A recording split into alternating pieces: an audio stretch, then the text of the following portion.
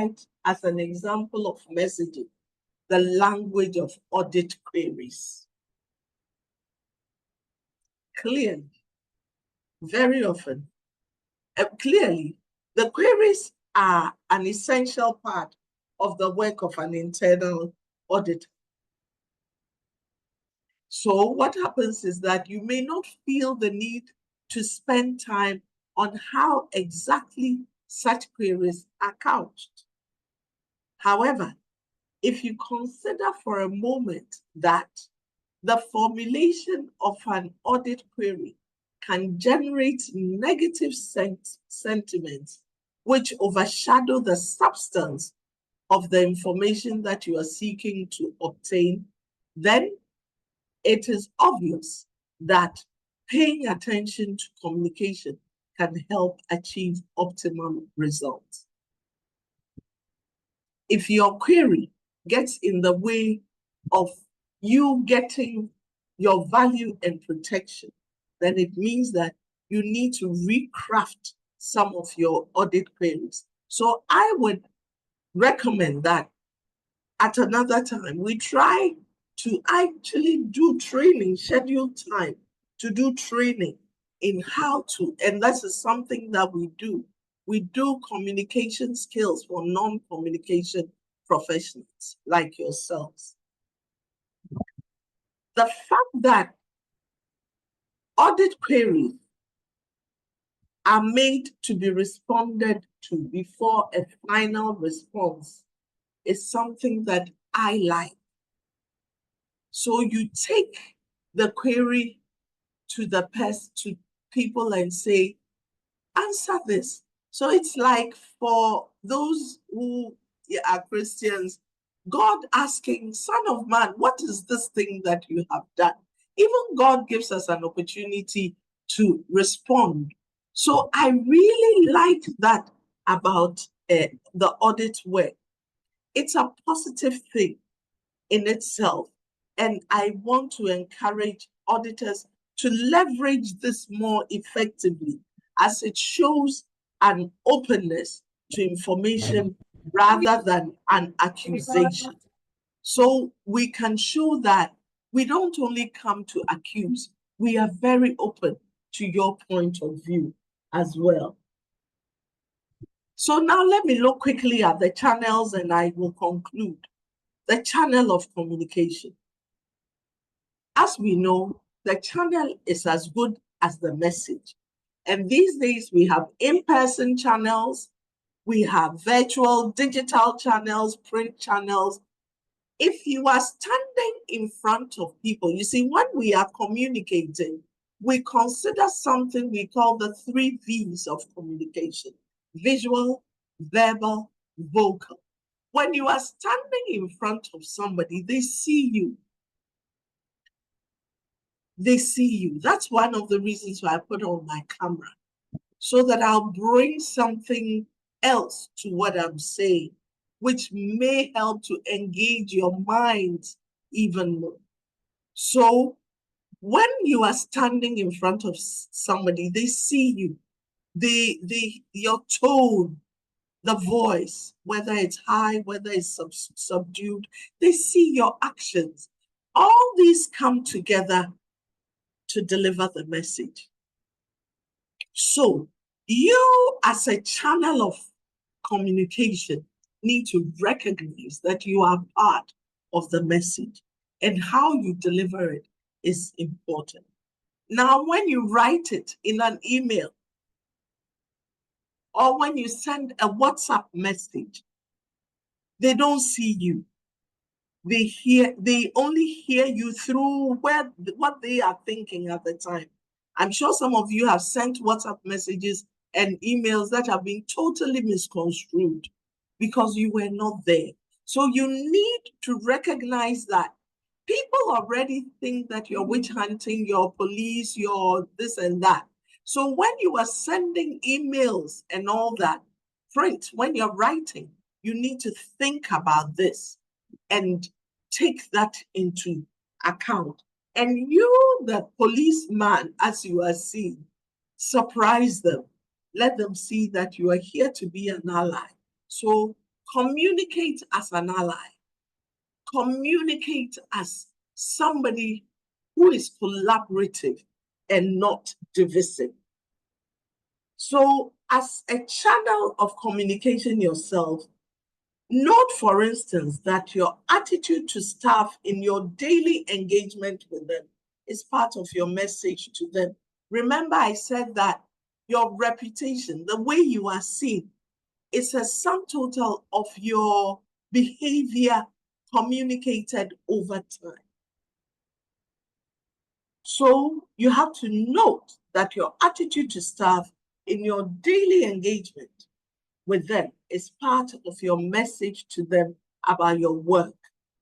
Thus, what may stand in the way of the value creation and protection may not necessarily be the internal audit process itself, but the attitudes and delivery approach of the internal audit profession. So look at yourself. Man, woman, know thyself. How do I engage? Do I see internal audit as something that gives me authority? So when I am coming, people don't want to engage me? Consider the 3 V's that I talked about. How do people see you? How do people hear you? How do people feel you? The way they engage with these 3 is how they engage with your message. In conclusion, I want to say, to what extent does the internal auditor's work help to establish a collaborative corporate context for value creation and protection? You will be able to meet those global standards only if you collaborate with the stakeholders among whom you are supposed to realize those global standards. Collaboration is required, and communication is at the center of collaboration. Always ask yourself, did my internal audit process deliver value and protection in a collaborative manner? In the end, bringing others into the vision of value creation and protection is critical to the success of the internal auditor. I see your vision as fundamental to the aspirations that are being widely expressed in our nation for accountability and good governance.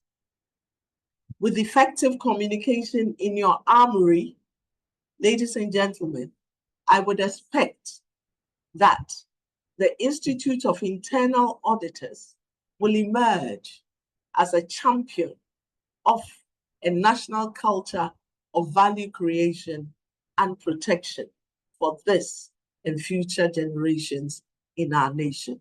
Thank you very much for this opportunity to interact with you. I hope that you find these few thoughts useful. Thank you very much. And I'm open to questions if I have a few minutes to do that. Thank you all. Thank you very, very much. Thank you. I can see the virtual claps in the chat box. Thank you very much. I see the need part 2. Yeah, this is question time. I'll ask the first question, and then please, if you have any question to ask, you can raise your hands and then you'll be called.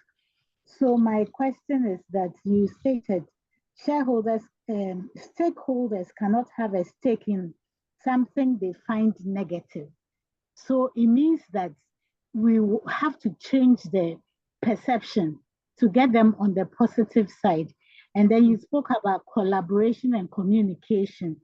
By collaboration, then, are you saying that the internal auditor should bend backwards in order to satisfy the stakeholder to get him or her on his side, or what? If you can explain it a little, I'll be grateful. Thank you. Thank you very much. By collaboration, it means that you try to understand the interests of your stakeholder and use that as your armor to deliver your message to them. Your staff members want good salaries. If there are no checks on how the organization's monies are used, how will they have good salaries? So if the person has a stake in what you are checking, and you explain to them how you can bring value to the stake, you are collaborating with them. Even when they have done something wrong, you explain to them why it is seen as inappropriate. It doesn't mean that you bend over backwards or you do the wrong thing. And that is why I'm saying that there's a need to do a more extensive training in languaging, how to couch your message, right? And not say that, malfeasance is you've stolen company. I don't know how you put it, but whichever way you've been putting it, it looks like people feel uncomfortable. How can you make people comfortable even in their discomfort and let them see that you will not bend backwards, but you will also not let them feel that you are doing something wrong, such that other people will even speak for you that what the internal auditor did is the appropriate thing to do, because otherwise we all go down the drain. Please, have you understood me? Yes, please. Thank you. Thank Okay, you. so I'll take the next question from the chat box. It says that as the only internal auditor in your organization, you report to the country director in a situation where there's an disagreement to an audit findings. How would you manage the situation? I would find out what the basis of the disagreement is. So I will not focus all my attention on the facts that I have. I will go into his disagreement and understand. What will happen is that in his disagreement, I will get my ammunition to get him to agree with me. A lot of the time, we have tensions coming up because we are only looking at our view. As soon as we look at the other person's view, we are able to get information from there to defend what we want them to understand. So you minimize what you are asking for, not that you get rid of it. And I call it, I don't like the expression myself, but I use it. I call it being selflessly selfish. So you are selfless in that you try to understand the other person thoroughly. You suspend your own argument and try to understand the basis of the other person's argument. You may find that it's ignorance. You may find that it's they are trying to cover something. You may try.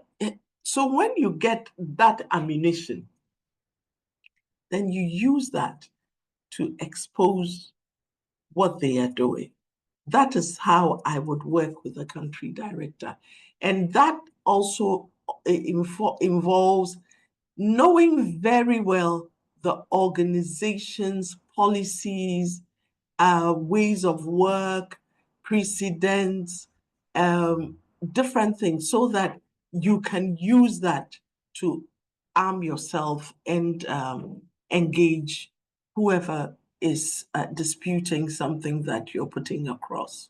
And you make sure that you don't do it in an accusatory